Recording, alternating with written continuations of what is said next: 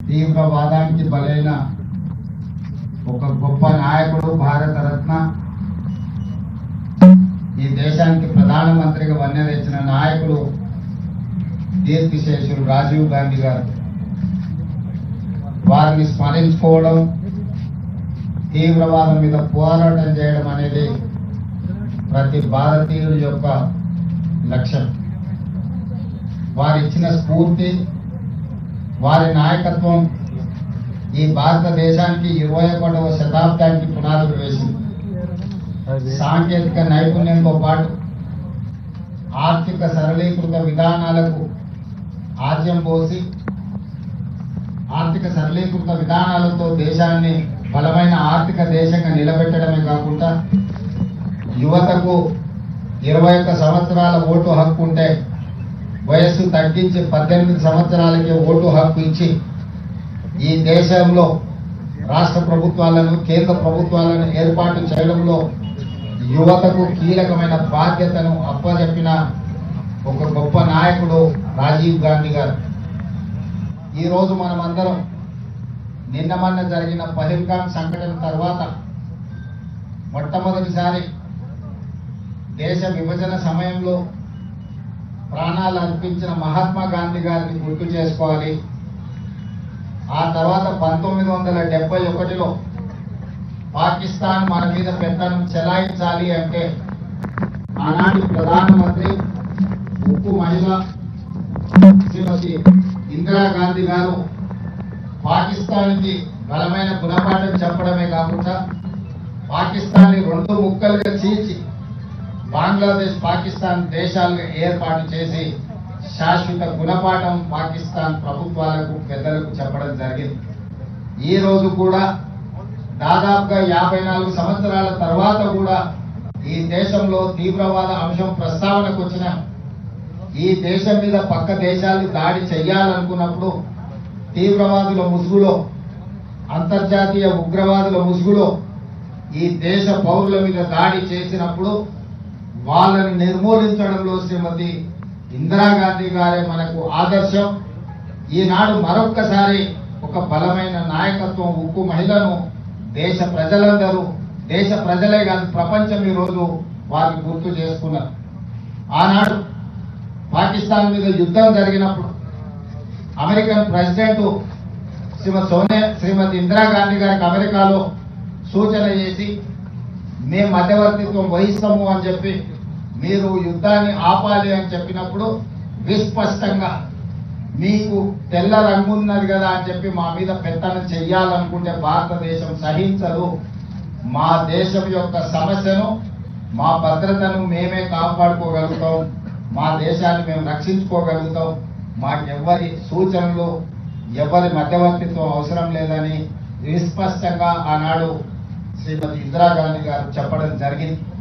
కానీ పహల్గామ్ లో జరిగిన సంఘటనలు మీరు చూసి, మేమందరం అండగా నిలబడ్డాం కేంద్ర ప్రభుత్వానికి, ప్రధానమంత్రి గారికి సంపూర్ణంగా మా నాయకుడు మల్లికార్జున ఖర్గే గారు, మా లోక్సభలో ప్రధాన ప్రతిపక్ష నాయకుడు రాహుల్ గాంధీ గారు, సోనియా గాంధీ గారు, భారతదేశం మొత్తం కాంగ్రెస్ పార్టీ శ్రేణులు కేంద్ర ప్రభుత్వానికి అండగా నిలబడి మన వీర జవానులను, పాకిస్తాన్ మన మీద కాలు దువ్వుతే శాశ్వత గుణపాఠం చెప్పమని అండగా నిలబడ్డాం. దురదృష్టవశాత్తు కేంద్ర ప్రభుత్వం వెనుకడుగు వేసింది, వచ్చిన అవకాశాన్ని సద్వినియోగం చేసుకోకుండా. అమెరికా ప్రెసిడెంట్ ఒత్తిడి తీసుకొచ్చినా, నేను యుద్ధాన్ని ఆపినా, లేకపోతే ఆర్థిక ప్రయోజనాలు నేను దెబ్బతీస్తానికి బెదిరిస్తే భారతదేశం లొంగిపోయిందని చెప్పి ట్రంప్ ప్రకటించే పరిస్థితి వచ్చిందనంటే ఈ దేశంలో నడుస్తున్న ప్రభుత్వం ట్రంప్ ఒత్తిడికి లొంగిపోయిందని విస్పష్టంగా ఈరోజు ప్రజలు భావించవలసిన పరిస్థితి వచ్చింది. మీరు విజయం సాధిస్తే, మీరు పాకిస్తాన్ ఓడిస్తే, మీరు తీవ్రవాదాన్ని అణిచివేస్తే ప్రపంచమే మీకు గొప్పగా స్వాగతం పలికేది, అభినందించేది. కానీ గొప్పల కోసం మీ నాయకత్వం, మీ పార్టీ శ్రేణులను వీధుల్లో తిప్పే పరిస్థితి వచ్చిందంటేనే నైతికంగా ఈరోజు ప్రజలకు మీరు జవాబు చెప్పవలసిన పరిస్థితులు ఏర్పడ్డాయి. ఈరోజు 100% అండగా నిలబడ్డ కాంగ్రెస్ పార్టీని, రాహుల్ గాంధీ గారిని నిందించడం ద్వారా తమ చేతగాని తనాన్ని కప్పిపుచ్చుకోవాలని బీజేపీ నాయకులు ప్రయత్నం చేస్తున్నారు. కేంద్ర మంత్రిగా పనిచేస్తున్న కిషన్ రెడ్డి గారు విచక్షణ కోల్పోయింది. రాహుల్ గాంధీ గారి గురించి తప్పుడు మాటలు మాట్లాడుతున్నాడు. మొట్టమొదట క్యాండిల్ ర్యాలీ తీసి అమరులకు నివాళులు అర్పించింది తెలంగాణ ప్రభుత్వం. మొట్టమొదట ఈ దేశంలోనే తిరంగ ర్యాలీ తీసి అధికార శ్రేణులతో పాటు ప్రభుత్వ యంత్రాంగం మొత్తం కదిలొచ్చి కేంద్ర ప్రభుత్వానికి ప్రధానమంత్రిగా మేమండగా నిలబడ్డాం. ఆ రోజు కిషన్ రెడ్డి ఇంట్లో తుప్పడి కప్పుకొని పడుకున్నాడు. కేంద్ర మంత్రిగా ప్రధానమంత్రిగా అండగా నిలబడాల్సిన కిషన్ రెడ్డి ఇంట్లో పడుకుంటే తెలంగాణ రాష్ట్ర ముఖ్యమంత్రిగా తెలంగాణ 4 కోట్ల ప్రజల తరఫున ప్రధానమంత్రి నరేంద్ర మోడీ గారికి కేంద్ర ప్రభుత్వానికి మన బలగాలకు మేము అండగా నిలబడి వేలాది మంది మేమున్నాం, నీకు తోడుగా నువ్వు యుద్ధం చెయ్యి అని నేను చెప్పినాం. ఆ రోజు కిషన్ రెడ్డికి అభినందించడానికి నోరు రాలేదు. కానీ ఈరోజు చేసిన తప్పులను కప్పిపుచ్చుకోవడానికి మీ గొప్పలు మీరు చెప్పుకుంటే మాకు అభ్యంతరం లేదు. మీరు గొప్ప వాళ్ళు కాదు, ప్రజలు నిర్ణయిస్తారు. కానీ రాహుల్ గాంధీ గారిని నిందించడం ద్వారా మీ చేతగానితనం స్పష్టంగా కనిపిస్తుంది. ఈ చేతగానితనం మాటలు మాట్లాడడం మానేసి తీవ్రవాదులకు గుణపాఠం చెప్పేదానికి ఆలోచన చేయండి. ఆ తీవ్రవాదాన్ని అణచివేయడంలో, దేశాన్ని సమగ్రతను కాపాడడంలో మహాత్మా గాంధీ గారు, శ్రీమతి ఇందిరాగాంధీ గారు, శ్రీ రాహుల్ గాంధీ గారు అసూలు బాసిలు. వాళ్ళ రక్తం ఈ దేశాన్ని పవిత్రం చేసింది, పునీతం చేసింది. వారి నుంచి స్ఫూర్తి తీసుకోవాలి. ఈ రోజు రాజకీయాలకు అతీతంగా రాజీవ్ గాంధీ గారికి అందరూ నివాళులు అర్పించాలి. ఈ దేశ అభివృద్ధిలో వారి పాత్ర మరవలేనిది.